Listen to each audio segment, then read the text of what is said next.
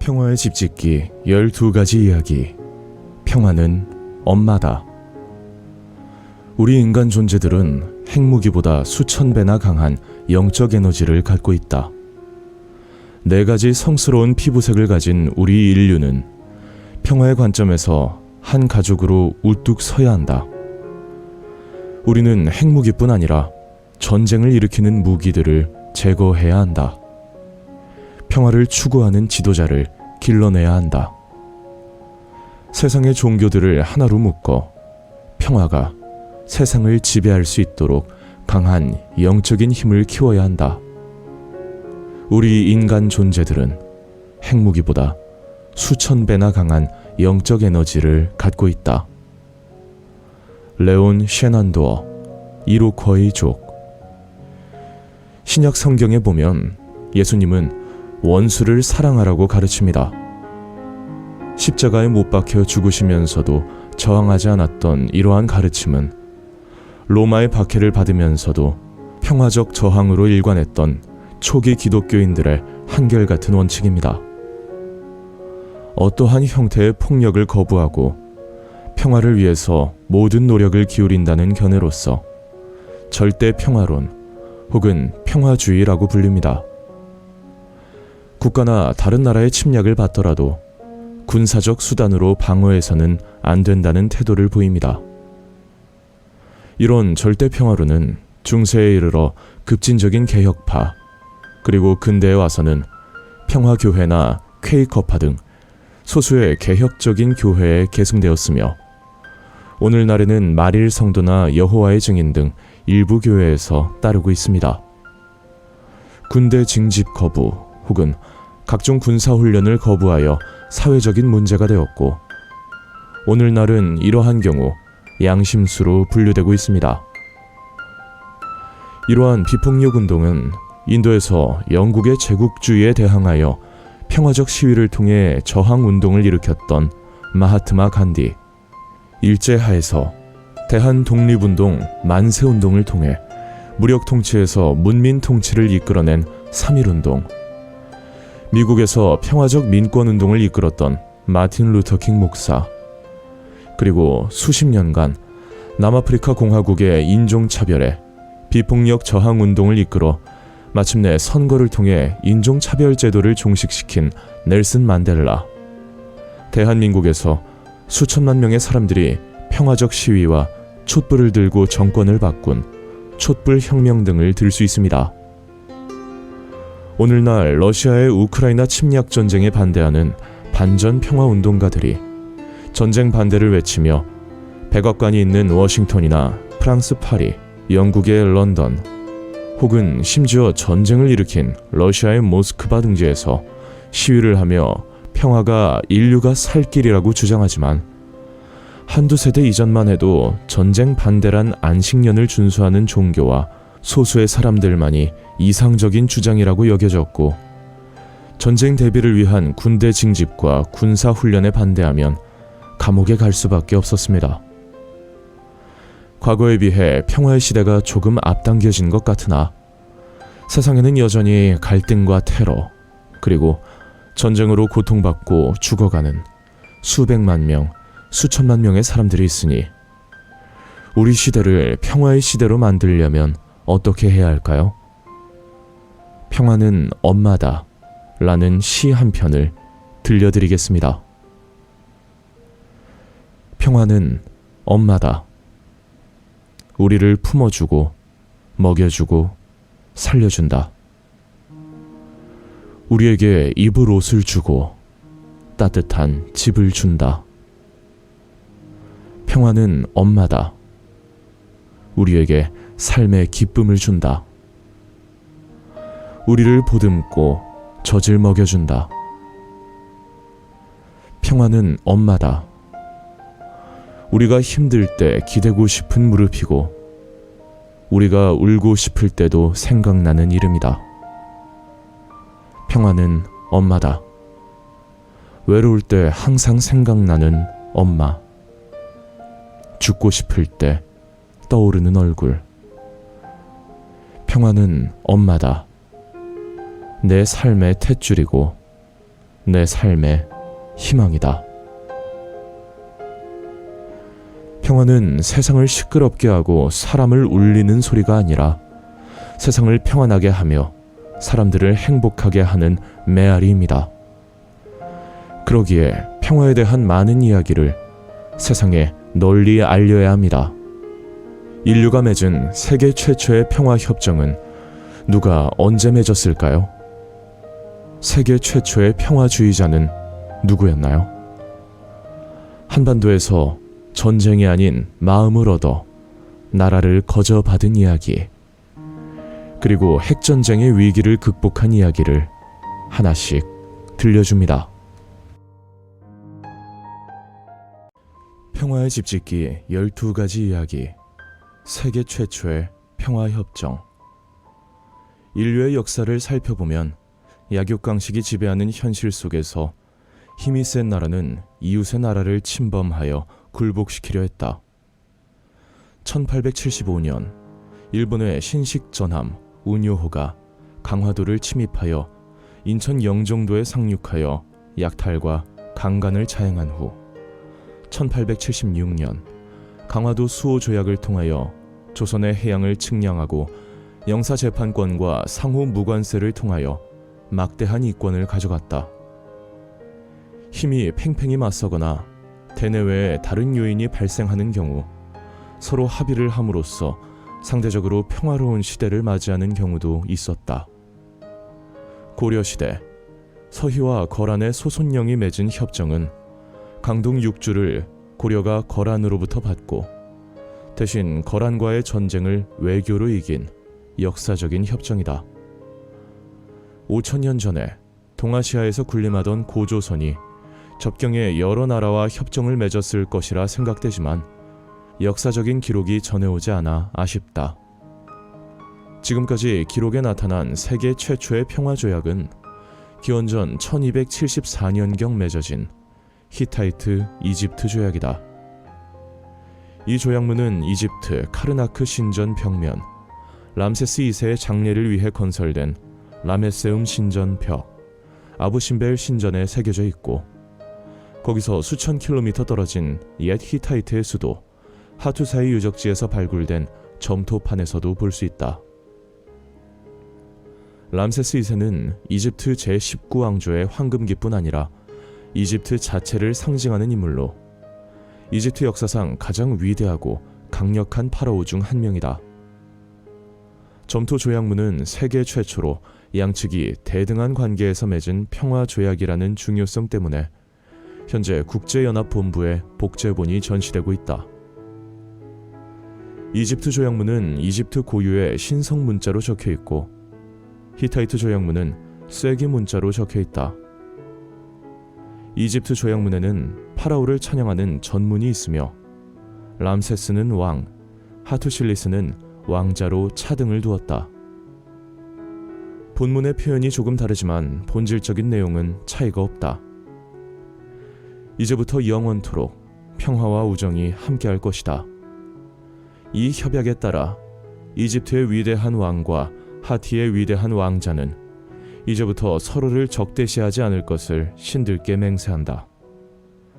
하티의 위대한 왕자는 영원히 이집트의 땅을 침략하지 않으리라. 이집트의 위대한 왕은 영원히 하티의 땅을 침략하지 않으리라. 사실 평화조약을 맺기 전에 16년 동안 히타이트와 이집트는 오리엔트에 패권을 두고 지금의 시리아와 터키 국경 부근의 카데시 근처에서 전쟁을 치렀다. 이집트 람세스 2세의 공격으로 시작되어 무승부로 끝나고 말았지만 전략적으로는 카데시 탈환에 실패한 이집트의 패배라고 볼 수 있었다.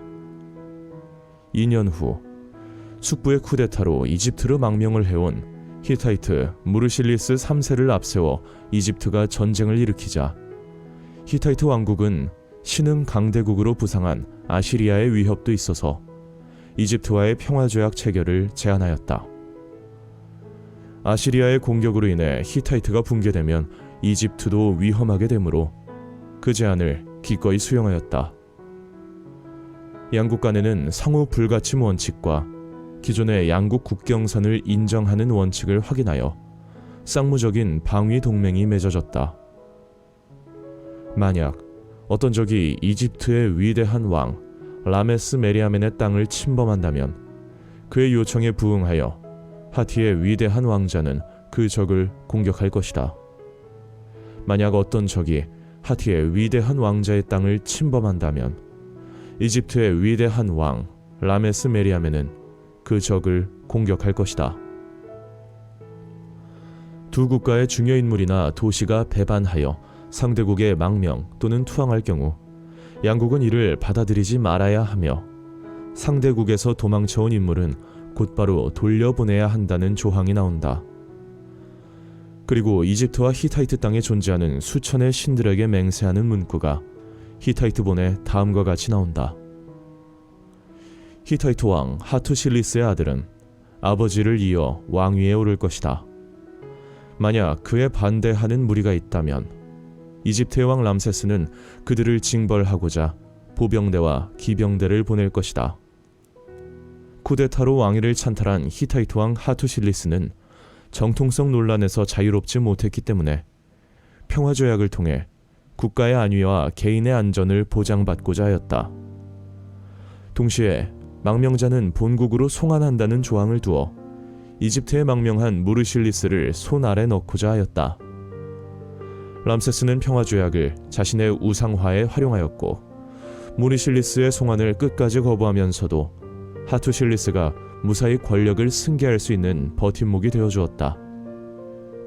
결과적으로 이집트와 히타이트는 평화를 유지하였고 이후 히타이트가 지중해 쪽에서 세력을 키운 세력에 의해 패망하는 기원전 1180년 무렵까지 오리엔트 지역은 비교적 오랜 평화를 누리게 되었다. 현재 터키 앙카라의 아나톨리아 문명박물관에서 소장 중인 점토판에서는 외교 분야에 양국의 왕비들이 직접 개입한 사례가 보이고 있어서 매우 흥미롭다. 이집트의 위대한 왕비 네프테라가 히타이트의 위대한 왕비 푸드케파에게 보내는 편지. 나의 자매가 안녕하기를, 그대의 나라가 평안하기를, 그대가 나의 건강과 안위를 묻는 편지를 잘 받아보았습니다. 그대는 우리의 우정을 위해서, 그리고 그대의 형제이기도 한 이집트의 위대한 왕과의 관계를 위해서 편지를 보냈겠죠. 위대한 이집트의 신 라와 히타이트의 신 풍우 신께서 평화를 가져다 줄 것입니다. 그리고 그분들은 위대한 이집트의 왕 람세스 2세와 위대한 히타이트의 왕 하투실리 3세 사이의 돈독한 형제를 영원히 보장해 주실 것입니다. 두 차례나 전쟁을 했으나 주변국의 정세와 자국의 이해를 고려하여 평화협정을 맺은 히타이트와 이집트 왕국의 사례는 3300년 전에 맺은 조약이지만 오늘날에도 여전히 존중되어야 할 원칙을 담고 있다. 이 조약문의 복제본이 UN 본부에 비치되어 있는 이유는 이 조약문의 당사자는 평등한 주체로서 상호 인정, 상호 불가침, 호혜 평등의 원칙에 합의한 평등 조약이었기 때문이다. 70여 년 전 한반도에 일어난 불행한 전쟁으로 맺어진 1953년의 정전협정. 당시 대한민국의 대통령 이승만은 현실성 없이 북진 통일을 주장하면서 정전협정에 서명을 하지 않음으로써 정전협정 당사자는 북한과 중국 그리고 미국이 되었다. 남과 북이 함께 종전을 선언하고 평화로운 한반도를 약속해도 소용이 없게 되었다. 미국과 북한이 종전을 선언하고 평화협정을 맺어야 국제적으로 평화가 가능케 되는 아주 기이한 형태가 되었다. 2023년이면 정전협정 70주년이 된다. 한반도에도 마침내 평화협정이 맺어져서 평화가 싹 트는 날을 기대하는 것은 무리일까? 평화학자 디터 쟁하스는 현실 정치의 신념이 되어온 평화를 원하면 전쟁을 준비하라라는 말을 강하게 부정하면서 대신 평화를 원하면 평화를 준비하라고 주장하였다. 평화를 준비하는 것은 전쟁을 준비하는 것과 다르며 그것보다 더 치밀해야 하고 더 체계적이어야 하고 주변 국가의 협력과 대화를 통해 더 많은 공을 들여야 한다. 갈등과 분쟁 지역에서 당사자들에 의해 어렵게 맺어진 평화 협약이 주변 정세의 변화로 인해 다시 갈등과 전쟁으로 치닫기도 하기 때문이다. 한반도에 사는 우리가 주체가 되어 동북아시아 지역에서 평화를 꽃피우기 위해 함께 노력을 하며 지혜를 모은다면 3300년 전에 오리엔트 지역에서 평화 협약을 맺음으로써 평화가 왔듯이 한반도와 동북아시아에 사는 우리 모두에게도 평화가 오지 않을까? 이번 시간에는 3300년 전 세계 최초의 평화협정에 대하여 들려드렸습니다. 2022년 전쟁이 발생한 우크라이나에서 평화협정을 맺기 위한 노력을 생각하면서 우리가 사는 한반도에도 평화를 만들기 위한 노력을 함께하면 좋겠습니다.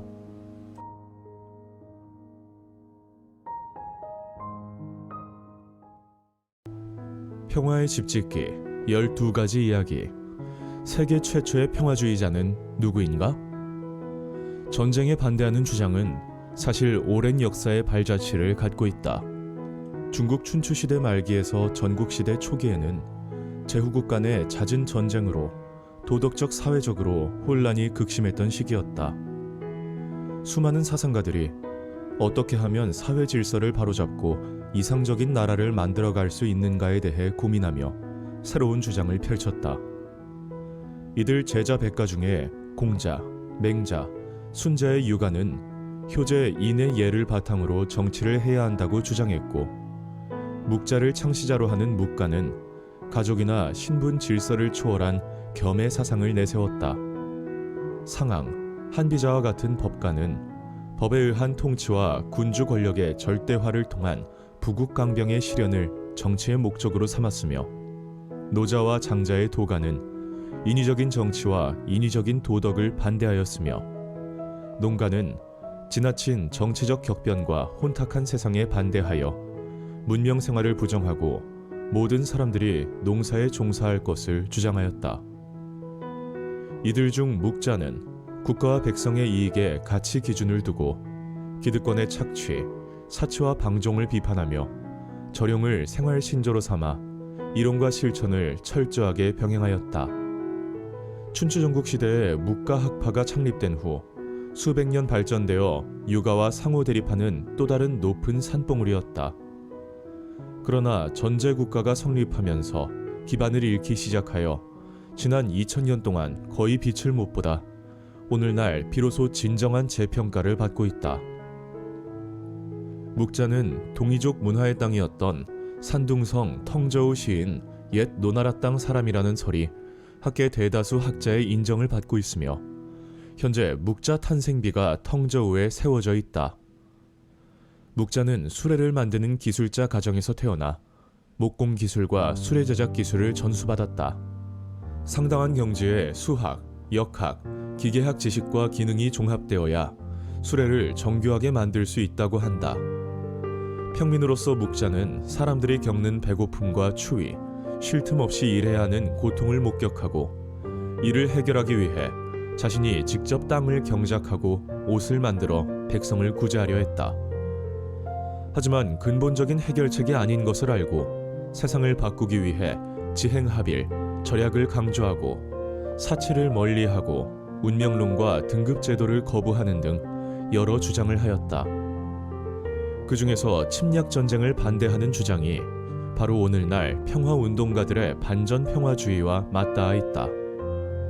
천세량의 묵자답객문, 묵자연표를 보면 14세에서 16세에 걸쳐 정나라 사람들이 애공을 시해한 사건을 접하고 진나라에 이르렀을 때 장군 지백이 중항시와 범시를 공격한 일, 그리고 한, 위, 조가 지백을 살해하고 진나라를 삼분한 일들을 보면서 비공, 즉 반전평화사상의 싹이 자라기 시작하였다라고 말한다. 묵자의 비공 상중하 3편을 보면 묵자는 전쟁을 옹호하는 제후들의 목소리를 반박하면서 자신의 반전 이론을 깊이 쓰면서도 알기 쉽게 설명하였다. 첫째, 다른 나라를 침략하는 것이 가장 큰 잘못이다. 가령 어떤 사람이 남의 과수원에 들어가 복숭아나 자두를 훔치면 관리들은 그를 붙잡아 처벌할 것이다. 남에게 손해를 입히고 자신은 이익을 얻었기 때문이다.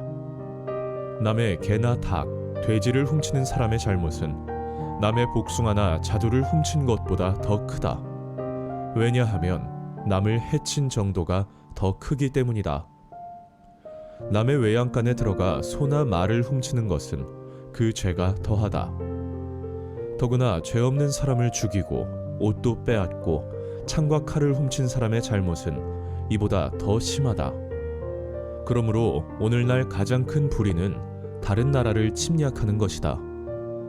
다른 나라를 침략하면 수많은 사람들을 죽이게 되고 그 나라의 귀한 재산을 파괴함으로 그 죄가 엄청나게 크다.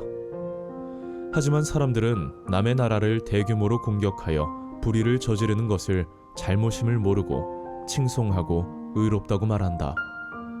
그럼으로써 세상에서 정의와 불의가 분별되지 못하고 있다.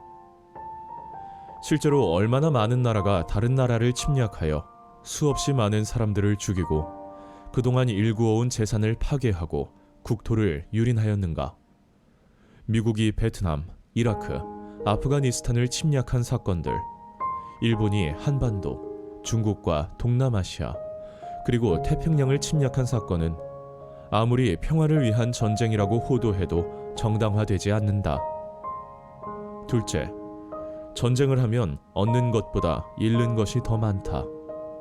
한 번 군대가 출정하면 전쟁에 동원한 인원, 장비, 그리고 물자는 상상을 초월할 정도로 엄청나며 전쟁을 하면서 입은 손실과 타격도 엄청나니 이겨도 상처뿐인 승리요 영광이라는 것이다. 여름이나 겨울에는 군사를 일으키기엔 덥고 추워서 봄에 군사를 일으키면 백성들이 밭을 갈고 나무를 심으며 씨 뿌리는 일을 못하게 되고 가을에는 추수를 못하게 되어 백성들은 굶주림에 허덕이고 추위에 얼어 죽는 자가 헤아릴 수 없을 정도로 많게 된다. 그러기에 묵자는 전쟁에서 승리한 명성과 이를 통해 얻는 이익을 탐내기 때문에 그렇게 한다고 말한다. 미국은 베트남과 아프가니스탄 전쟁에서 수만 명의 귀한 생명을 잃었으며 엄청난 물량의 폭탄과 물자로서 베트남과 아프가니스탄 전쟁을 수행했음에도 불구하고 결국은 패배하고 말았다. 베트남과 아프가니스탄 역시 수백만 명의 군인과 민간인을 잃었으며 전쟁 후유증으로 인해 고통을 받고 있다. 특히 베트남 전쟁의 경우 서로가 피할 수 있는 전쟁이었음을 전후 회담에서 서로 이야기하고 있다. 러시아가 우크라이나를 침략한 것 또한 푸틴이 러시아의 영광만을 재현하기 위한 전쟁이지만 수백만 명의 우크라이나인들이 고통을 받고 있으며 영문을 모르고 전쟁에 끌려온 러시아의 징집병들에게도 재앙이 되었다. 셋째, 침략 전쟁은 그 어느 것에도 도움이 안 된다. 전쟁을 일으킨 나라뿐 아니라 전쟁 상대국도 그 가족들이 뿔뿔이 흩어지는 아픔을 겪게 된다. 그리고 전쟁에 충당되는 엄청난 군비를 지출하기 위해 백성에게 지나치게 과도한 세금을 부담시키게 된다. 계속 전쟁을 일으키면 백성들의 인내도 한계에 도달하게 되어 체제에 대한 저항과 반란을 일으키는 원인이 되어 나라가 망하게 되는 경우도 있다. 수나라의 문제와 양제는 고구려를 침범하였으나 패배하였고 결국 전쟁으로 인한 재정 파탄으로 나라가 망하고 말았다. 한반도에서 1950년에 일어난 전쟁으로 온 국토가 잿더미가 되었고 수백만 명이 죽었다. 남북 분단으로 인하여 수백만 명의 이산 가족이 생겨서 아직도 서로의 생사를 모르고 애타게 그리워하고 있다. 전쟁의 참화는 이루 말할 수 없다. 묵자는 침략 전쟁을 말로만 반대한 것이 아니라 실제로 송나라를 침공하려는 계획을 세우는 초나라의 장인 공수반과 초나라 해왕을 설득하여 결국 초나라가 송나라를 침공하지 않도록 하는데 성공하였다. 공수반이 초나라를 위해 성을 공격하는 기계인 운제인 높은 사다리를 만들어 송나라를 공격하려 한다는 말을 듣고 묵자는 열흘 밤낮으로 쉬지 않고 초나라에 달려가 공수반을 만나 말한다. 선생께서 운제를 만들어 송나라를 공격하려고 하신다는 말을 들었습니다. 송나라에 무슨 죄가 있습니까? 초나라의 땅은 남아 돌지만 백성들의 숫자는 부족한데 부족한 백성들을 희생시켜 남아도는 땅을 빼앗기 위해 전쟁을 한다는 것은 지혜롭지 못한 일입니다. 아무 죄도 없는 송나라를 치는 것은 어지을지 못한 일입니다.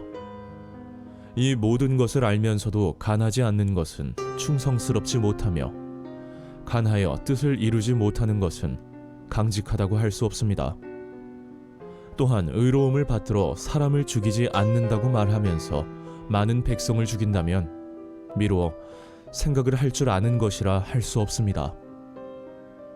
공수반은 묵자의 말을 듣고 고개를 끄덕이며 초나라 왕을 대면하게 했다. 묵자가 초나라 해왕을 만나서 말했다. 지금 여기 어떤 사람이 있는데 화려한 자신의 수레를 버려두고 이웃에 있는 낡은 수레를 훔치려 하고 화려한 자신의 비단옷을 놔두고 이웃의 거친 베옷을 훔치려 하고 좋은 음식과 고기는 놔두고 이웃의 겨와 지게미를 훔치려 합니다.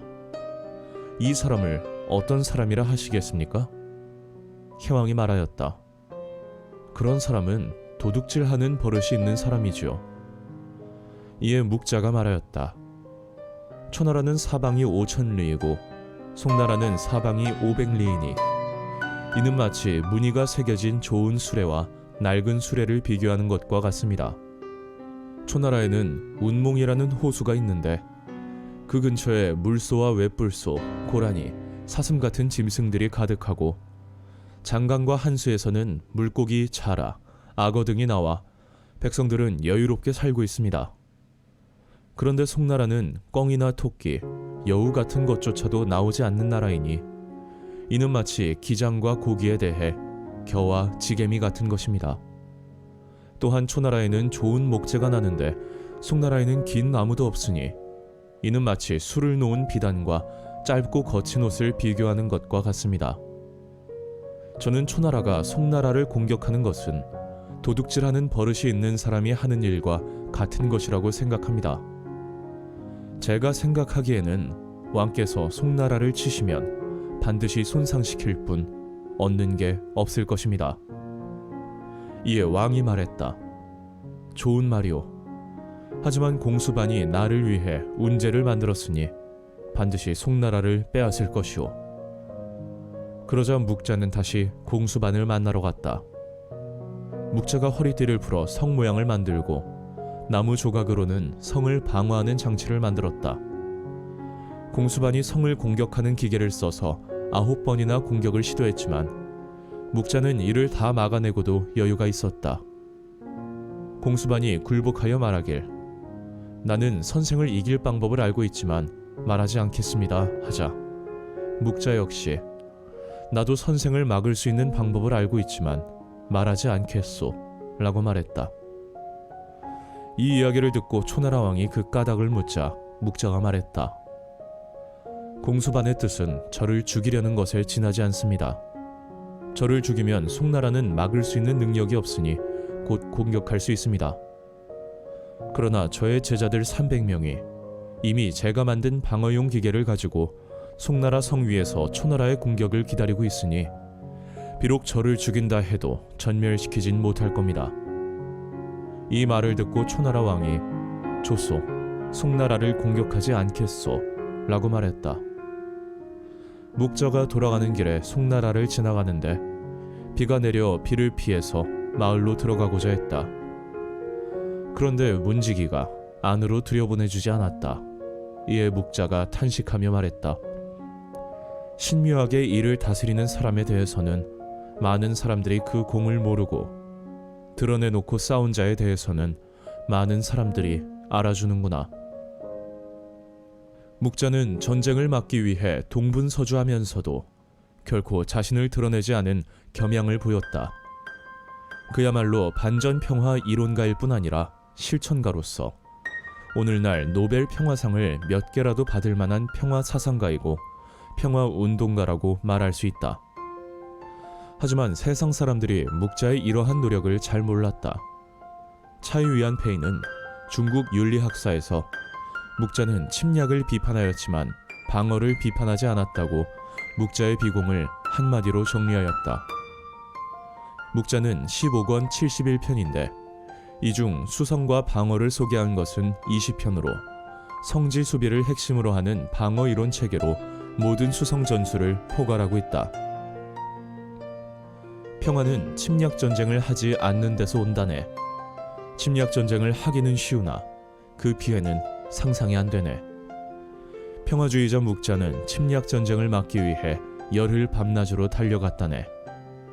그리고 전쟁의 실권자를 만나 설득을 하고 침략 전쟁이 쓸모없음을 물리적인 방어용 기계를 통해 미리 보여주었다네.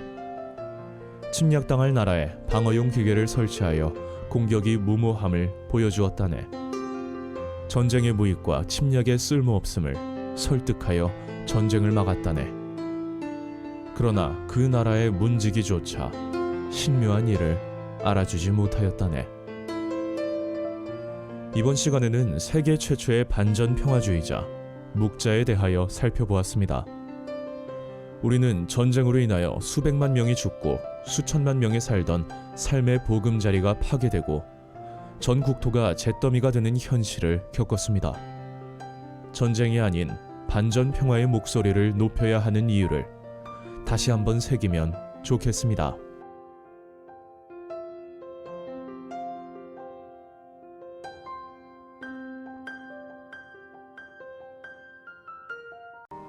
평화의 집짓기 12가지 이야기. 고려 태조는 어떻게 신라를 온전한 채로 통합했을까?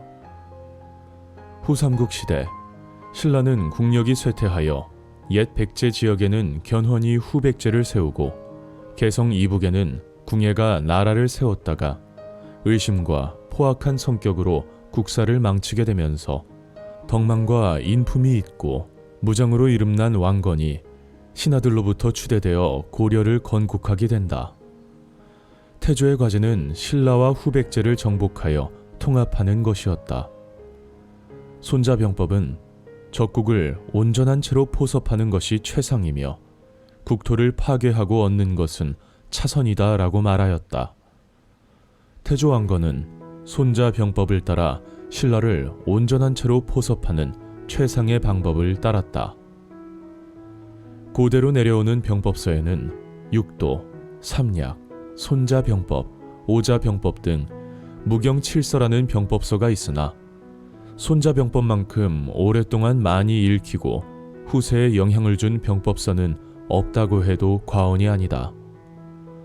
손자의 제자로서 손빈 병법의 저자인 손빈, 법가 사상의 창시자인 한비자, 노장 사상의 쌍두마차인 노자, 그리고 정복전쟁을 통해 고구려의 영토를 확장한 광개토 태왕이 있다고 주장하기도 한다. 고구려는 건국 초부터 손자병법, 육도, 삼약 등 병서를 완전히 소화하여 전략을 짜서 중국과의 전쟁에서 승리할 수 있었다고 한다. 고구려 신대양 때의 국상은 명림답부인데 이때부터 시작된 청야입보 전술은 적의 보급을 방해하기 위해 들판을 비우고 성 안에 들어가서 결전을 치르는 전술로 수당의 군대를 물리치는데 크게 기여하였다. 이는 손자병법 구지편에서 말한 산지전투의 원칙에 기인한 것으로 여겨진다. 우리 민족의 역사상 최대 영토를 개척한 정복군주로 불리는 광개토 태왕은 동북쪽으로는 북부여를 정벌하고 서북쪽으로는 숙신, 후연을 공격하여 요동을 점령하였으며 한반도의 신라를 백제의 침략으로부터 구하였고 한강 이남 백제의 성을 공격하여 한강 유역으로 영토를 확장하였다. 광개토 태왕은 정복전쟁에 나갈 때 군대의 물자와 비용을 이웃 부족 국가에게 징발하는 방법을 통해 전쟁 비용을 절감하였다. 수군을 양성하여 서해 쪽의 서안평, 즉 오늘날의 단동이라는 전략적 요충지를 확보하였다. 신호와 통신 체계를 통일하고 장비와 무기의 단위를 표준화하여 원정을 나가 전면전을 치를 수 있는 종합군대를 양성함으로써 요동과 요서를 포함하는 거대한 영토를 확보할 수 있었다. 손자병법의 작전편에 전쟁을 잘하는 사람은 군역을 2번 징집하지 않고 군량미를 3번 보내지 않으며 먼저 국내에서 군수 물자를 모으고 다시 적에게서 빼앗아 보충해 군량을 넉넉하게 한다고 했는데 광개토 태왕은 손자병법을 넘어서는 전략가로 여겨진다. 어린 시절 국사 시간 때 강감찬 장군의 살수대첩을 배운 기억이 난다. 수나라 군대의 절반쯤이 청천강을 건넜을 때 기습하여 수나라에 치명적인 공격을 하여 승리한 살수대첩은 손자병법의 행군편에서 말한 적군이 강을 건너 공격해오거든 적이 물에 들어가 있을 때 공격하지 말고 반쯤 건너왔을 때 공격하는 것이 유리하다 라는 원칙을 충실히 지킴으로써 승리를 이뤘다. 고구려의 연개 소문이 당나라 태종인 이세민을 이길 수 있었던 내용이 무경칠서 중에 7번째 책인 이위 공문대에 나온다. 당의 불세출 영웅인 이세민이 병법의 천재 이정이라는 전략가와 병법을 주제로 문답하는 내용이 있는데 이세민이 연개 소문에 대해 말하면서 고구려는 당에 대해 너무 잘 알고 있다고 하소연한다. 이는 당나라에서는 고구려의 방어 전술이나 지형, 날씨 등을 잘 모르나 고구려에서는 당의 병법에 대해 너무 잘 알고 있어 힘들다는 것이다. 이처럼 손자병법은 2000년 전부터 우리 조상들도 익혀왔던 병법서로서 전쟁이 발생하였을 때 적을 격퇴하는 전술로 많이 활용되었다. 손자병법이 전쟁에서 승리를 가져오는 병법서로 생각되지만 실상 손자는 전쟁을 하지 말라, 전쟁에 신중하라, 전쟁을 함부로 하지 말라고 말하고 있다. 화공편에서 손자는 말한다. 현명한 군주는 심사숙고하고 훌륭한 장수는 신중히 처리한다. 이익이 아니면 움직이지 않고 얻는 것이 없으면 부리지 않으며 위급하지 않으면 싸우지 않는다. 군주는 분노로 군사를 일으켜서는 안 되고 장수는 노여움으로 전투를 벌여서는 안 된다. 철저하게 계산하여 이익이 있으면 움직이고 이익이 없으면 행동을 그쳐야 한다. 한 나라의 지도자는 전쟁이 가져올 이익과 손실을 잘 따져서 함부로 전쟁을 일으켜서는 안 된다는 것을 손자는 2500년 전에 강조하였다.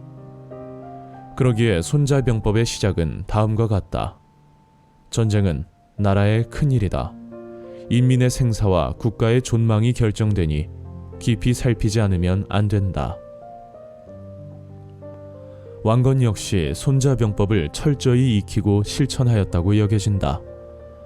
왕건이 궁예의 신하로 있을 때 신라나 후백제를 공략한 경우 상비군만을 대상으로 공격하되 민간인들의 생명이나 재산에 손해를 끼치지 않고 국토를 파괴하지 않았다. 왕건은 이러한 덕망으로 궁예의 관료들에 의해 새로운 왕으로 추대되었으며 즉위 후 2년 만에 중패비사라는 행동지침을 표방하였는데 이는 자신에게 도움이 될 또는 도움을 준 사람에게 선물을 후하게 주고 말을 겸손하게 함으로써 세력을 넓혀나가겠다는 것이다. 후백제를 건국한 견훤 역시 이미 쇠퇴의 일로를 걷고 있는 신라를 멸망시키고 삼국을 통일하려는 야망을 가지고 있었다. 그리하여 대군을 이끌고 신라의 수도 경주를 침공하여 포석정에서 궁녀들과 대신들과 더불어 음주 가무를 즐기고 있던 경혜왕을 죽인다. 견훤은 경순왕을 신라왕으로 옹립한 후 왕족, 재상, 예술가, 여인 등과 더불어 역대의 국보와 무기 등을 탈취하여 철수하였다. 이 사실을 안 왕건은 신라에 평화사신을 보내어 위로하는 한편 신라를 지원할 목적으로 철수 중인 후백제군을 공산성인 대구 일대에서 공격했으나 오히려 포위되어 악전고투하며 마침내 패전하였다. 그러나 전투에서는 패배였지만 전략적으로 성공하였는데 왕건은 신라의 경순왕과 신하들 그리고 백성들로부터 환대를 받았기 때문이다. 신라의 백성들은 견훤군이 쳐들어왔을 때에는 마치 이리떼를 만난 것 같더니 지금 태조 왕건을 대하고 보니 부모를 대한 것과 같습니다 라고 말했다. 당시 고려는 북쪽 발해 및 말갈, 남쪽 후백제, 동남쪽 신라와 국경선을 맞닿아 있었으며 바다 건너 나주 서남해에서도 후백제와 대치하고 있었다. 따라서 왕건은 여러 세력 및 국가와 전쟁을 하면 통일의 최초 승자가 되는데 어려움이 있다고 판단하여 전력을 후백제에 집중하고 여타의 상대는 포용 정책에 기반한 유화책으로 일관하였다. 이러한 정책의 기조에서 왕건은 무력으로 신라를 정복하지 않고 오랫동안 신라의 국토나 백성들을 해치지 않고 평화롭게 지내왔다. 그리고 서남해 후백제 지역을 공략하고 있을 때 후백제에는 왕위 계승을 위한 내분이 있어서 견훤이 고려의 전략적 기지인 나주로 망명하여 왔다. 왕건은 견훤을 매우 공손하게 대우하며 포용하였다. 이즈음 나날이 국력이 약화되고 있던 신라의 경순왕은 정권을 이양하고자 알려왔다.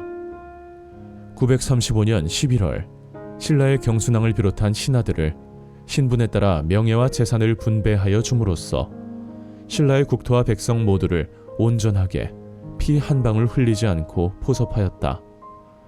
이후에 후백제의 장군 박영규가 고려에 투항하여 왔고 견훤도 반역한 아들들을 숙청해달라고 요청하여 군사를 동원하여 신검 등의 아들들을 잡았지만 관대하게 포섭하였다. 전투가 필요한 경우 전투를 하였지만 왕건은 가능하면 평화적인 방법으로 백성과 국토를 다치지 않게 신라와 후백제를 정복하고 마침내 후삼국을 통일하였다. 이처럼 왕건은 손자병법에서 말한 대로 적군을 온전한 상태로 포섭하는 데 성공함으로써 국토의 파괴를 피하고 아군과 적군의 생명을 아껴 민생을 살렸으며 전쟁으로 인해 피해를 받을 수 있는 물자를 저축하여 고려 창건에 더 생산적으로 기여할 수 있었다. 이 시간에는 전쟁을 치르지 않고 온 나라를 통째로 가져온 태조 왕건의 평화적인 통합에 대하여 이야기해드렸습니다. 남한과 북한이 전쟁을 하지 않고 함께 살아가면서 통합하는 방안은 없을까? 다시 한번 생각하는 시간을 가지면 좋겠습니다.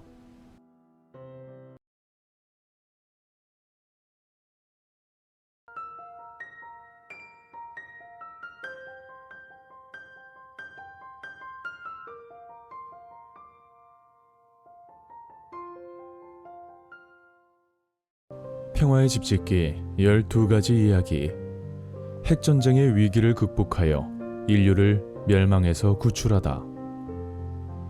냉전에서 우위를 점하기 위한 핵무기의 증강과 핵 위협 전략의 위험을 강력하게 규탄한 것은 1955년 러셀 아인슈타인 선언이다. 철학자이고 수학자인 러셀이 주도하고 물리학자 알베르트 아인슈타인이 지지한 이 선언은 세계에서 가장 명망 있는 과학자 11명이 서명을 했다.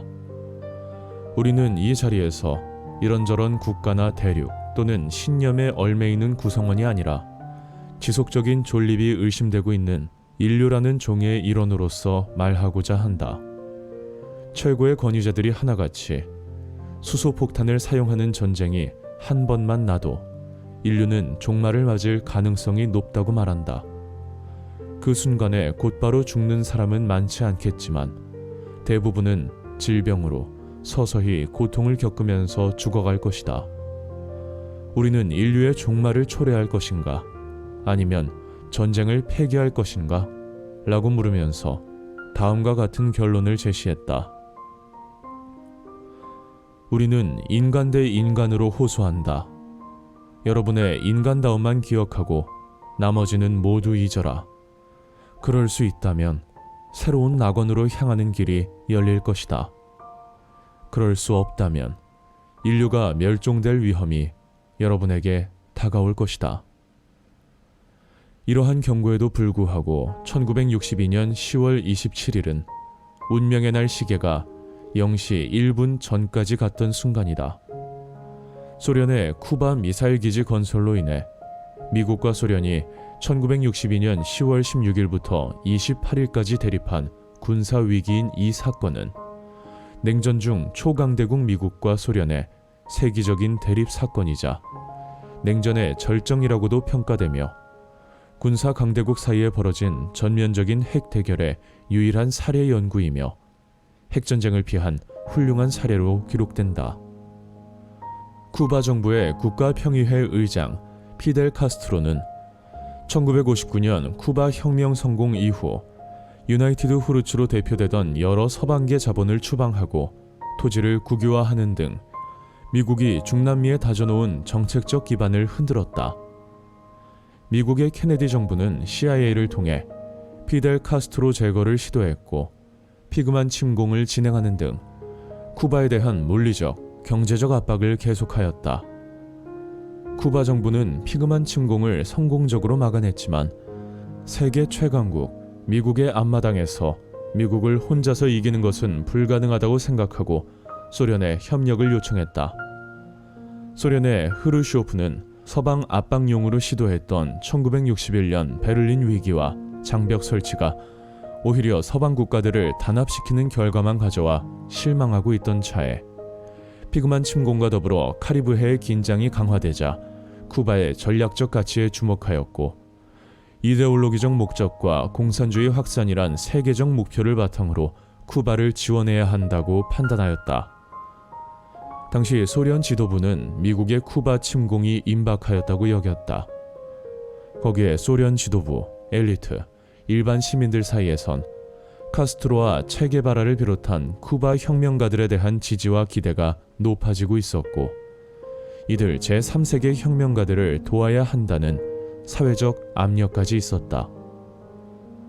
흐르시오프는 1962년 5월 21일 쿠바에 미사일 배치를 결정하였고 카스트로와 흐르시오프는 1962년 7월 7일에 공식적으로 핵미사일 기지 건설에 합의한다. 이후 쿠바의 사정거리가 워싱턴 DC를 비롯한 미국 동남부에 달하는 R-12 미사일과 여기에 탑재할 핵탄두를 9월 8일과 16일에 나누어서 보내주고 이후 당연히 미사일 기지를 만들 전문 인력과 장비를 배달한다. 소련의 쿠바 미사일 배치는 미국의 안보를 위협하기 위해서라기보다는 동맹국인 쿠바를 미국의 공격으로부터 보호하기 위한 방어적 조치이자 핵 전력이 균형을 이룬 것처럼 보이기 위한 절박한 노력의 일환이었다. 기지가 건설되던 1962년 10월 14일 쿠바의 하늘을 감시하던 U-2가 찍은 항공사진이 펜타곤과 백악관에 전달되었는데 소련이 쿠바에 건설 중인 미사일 기지 및 관련 시설이었다. 존 F. 케네디 대통령은 즉시 국가안전보장회의를 소집했다. 공군, 해군, 육군 수뇌부는 폭격이나 미사일로 쿠바의 발사시설을 공습하거나 쿠바를 침공하는 방안을 옹호하였다. 한편 케네디의 민간 국방 전문가들은 쿠바의 소련군이 공습으로 죽게 되면 소련의 보복 핵 공격으로 8천만에서 1억 명의 미국 사상자를 낼 수 있다는 점을 지적했다. 이후 묵인, 전면 침공, 공습, 회유 등의 수많은 대안들이 제시되었으나 케네디는 베를린의 봉쇄를 연장하는 단어 대신 검역 선포문에 서명을 한다. 소련의 미국의 단호한 대응 의지를 보여주는 동시에 미사일을 철수하여 평화적으로 위기를 해결할 기회를 준다는 취지였다. 그러면서도 소련 상선의 검역 거부 시 승선하지 말 것, 소련 잠수함을 미국 해군이 선제 공격하지 말 것, 미군 함정에 러시아어를 하는 인원을 승선시키는 절차 마련, 소련과 쿠바가 미사일 공격 전에 미국의 선제 공격 배제 등 모든 가능성에 대하여 아주 자세하게 시나리오별로 생각하면서 소련과의 전쟁 가능성을 막기 위한 작은 조치도 점검한다. 22일 케네디 대통령은 TV와 라디오를 통해 소련이 미국 전역에 핵공격을 가할 수 있는 기지를 건설 중이라고 전 세계에 알렸다. 전군의 데프콘3를 발령함과 더불어 항공모함 8척을 포함 무려 90척의 대규모 함대를 집결시켜 쿠바의 모든 영해를 봉쇄한다.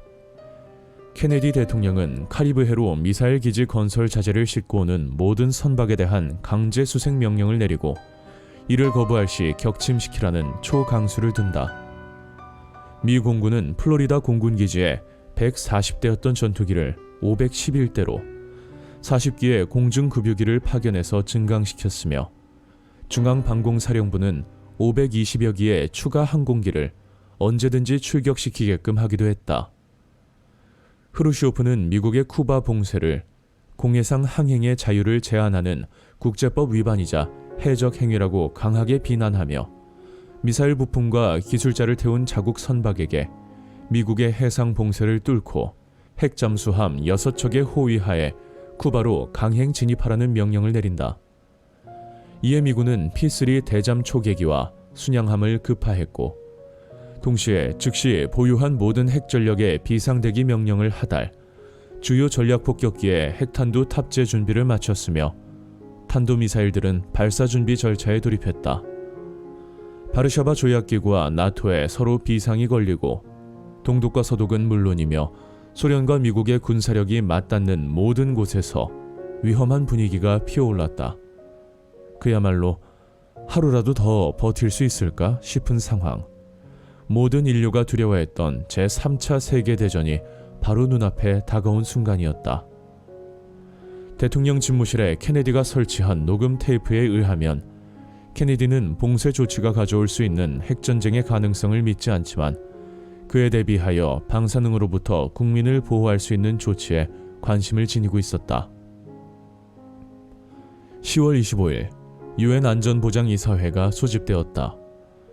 이 자리에서 미국 측 대사 애들레이 E. 스티븐스는 쿠바에 배치된 소련 탄도미사일의 정찰 사진을 공개하면서 소련 측 대사 조린에게 귀하는 쿠바의 귀국의 탄도미사일이 배치 중임을 인정하시오.